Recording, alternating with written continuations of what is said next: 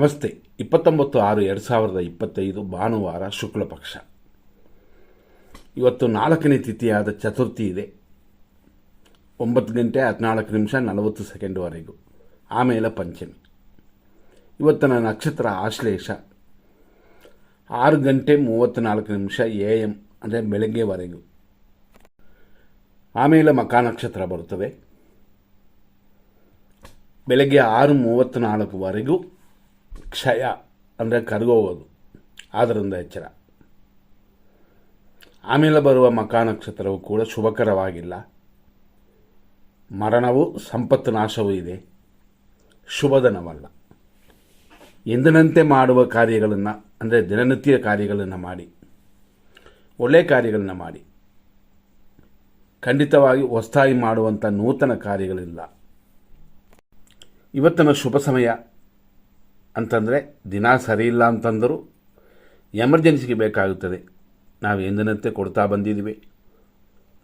ಆಸ್ಪತ್ರೆ ಕಾರ್ಯಗಳು, ಕೋರ್ಟ್ ಕಚೇರಿ ಇಂಥದಕ್ಕೂ 5:57ರಿಂದ 7:11, 9:16ರಿಂದ 12:21 ಮಧ್ಯಾಹ್ನ 2 ಗಂಟೆ 2 ನಿಮಿಷದಿಂದ ಸಂಜೆ 5:05, ಸಂಜೆ 6:52ರಿಂದ 6:55, ರಾತ್ರಿ 8:38ರಿಂದ 10:58, ರಾತ್ರಿ ಅಂದರೆ ಲೇಟ್ ನೈಟ್ ಅಂದರೆ 12 ಗಂಟೆ ಮೇಲೆ 1 ಗಂಟೆ 9 ನಿಮಿಷದಿಂದ ಬೆಳಗಿನ ಜಾವ 4:56. ಇದೆಲ್ಲ ಶುಭ ಸಮಯಗಳು. ನಾವು ಹೇಳುವಂಥದ್ರು ಇರೋದರಲ್ಲಿ ಶುಭ ಸಮಯ ಅಷ್ಟೇ. ಎಲ್ಲ ಕಾರ್ಯಗಳನ್ನ ಮಾಡಿ ಅಂತ ಇಲ್ಲ. ಆದ್ದರಿಂದ ಇದನ್ನು ಒಳ್ಳೆಯ ರೀತಿಯಲ್ಲಿ ಉಪಯೋಗಿಸ್ಕೊಳ್ಳಿ. ಮತ್ತು 100% ದೋಷ ಕೊಡುವ ಈ ದಿನ ಯಾವುದು? ಈ ದಿನಗಳಲ್ಲಿ ಇಂಥ ಸಮಯಗಳಲ್ಲಿ ಯಾವುದನ್ನು ಮಾಡಲೇಬಾರದು, ಅಂದರೆ ಪ್ರಾರಂಭ ಮಾಡಬಾರದು. ಮಾಡಿದರೆ ಸಿಕ್ಕಾಕೊಳ್ತೀವಿ. ಆದ್ದರಿಂದ ಹೆಚ್ಚಾಗಿ ಗಮನ ಕೊಟ್ಕೊಳ್ಳಿ. ಹೀಗೆ ಏನೂ ಕಾಣಿಸಿಲ್ಲ ಅಂತಂದ್ರೆ ಮುಂದೆ ಅದು ತೊಂದರೆ ಆಗುತ್ತದೆ ಅಂತ. ಈ ರೀತಿಯಾಗಿ ಈ ದಿನವನ್ನು ನಾವು ನೋಡಿ ಗಮನಿಸಿ ಕೆಲವು ಕಾರ್ಯಗಳನ್ನ ಮಾಡುವಂಥದ್ದು ಉತ್ತಮ. ಇವತ್ತಿನ ಚಂದ್ರಾಷ್ಟಮ ಧನುರ್ ರಾಶಿಗೆ ಅಂದರೆ ಬೆಳಗ್ಗೆ ಬರೀ 6:34ವರೆಗೂ.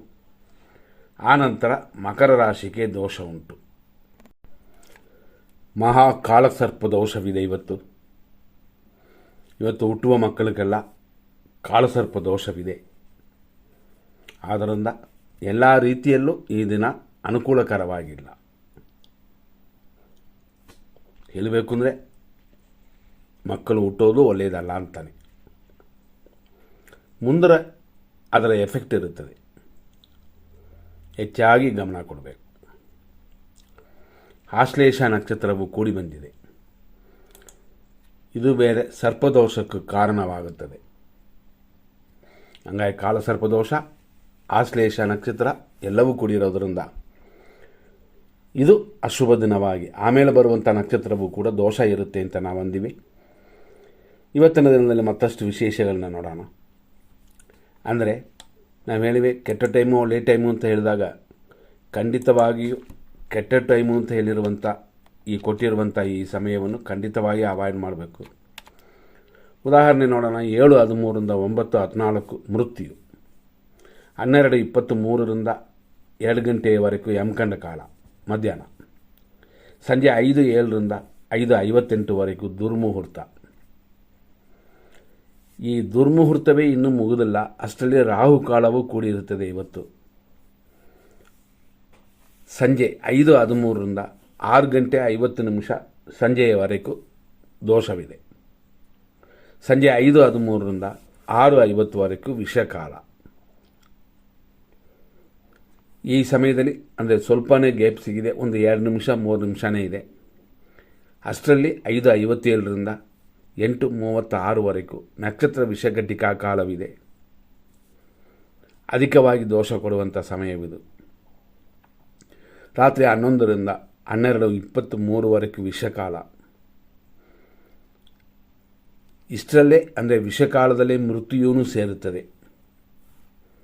ರಾತ್ರಿ 11:27ರಿಂದ ಲೇಟ್ ನೈಟ್ ಅಂದರೆ 1 ಗಂಟೆ 7 ನಿಮಿಷದವರೆಗೂ ಮೃತ್ಯು. ಮತ್ತು ಅಲ್ಲಿಂದ ಇನ್ನೊಂದು ಸಮಯ ನೋಡಿದ್ರೆ ಲಾಸ್ಟ್ 4 ಗಂಟೆ 58 ನಿಮಿಷ ಬೆಳಗಿನ ಜಾವದಿಂದ 5:57 ಬೆಳಗಿನ ಜಾವದವರೆಗೂ ಕೂಡ ಒಂದು ಮೃತ್ಯು. ಹಂಗಾಗಿ ಈ ಸಮಯಗಳನ್ನು ನೋಡಿಕೊಳ್ಳಿ, ಅಪಾಯಕಾರಿಯಾಗಿರುತ್ತದೆ. ಅದರಲ್ಲೂ ನಾವು ಹೇಳುವಂತೆ ವಿಷವೂ ಮೃತ್ಯುವೂ ಕೂಡಿರುವಂಥ ಸಮಯ ರಾತ್ರಿ 11 ಗಂಟೆ ಮೇಲೆ 11:27 ಮೇಲೆ ಅಧಿಕವಾಗಿ ದೋಷ ಕೊಡುವ ಸಮಯವಿದು.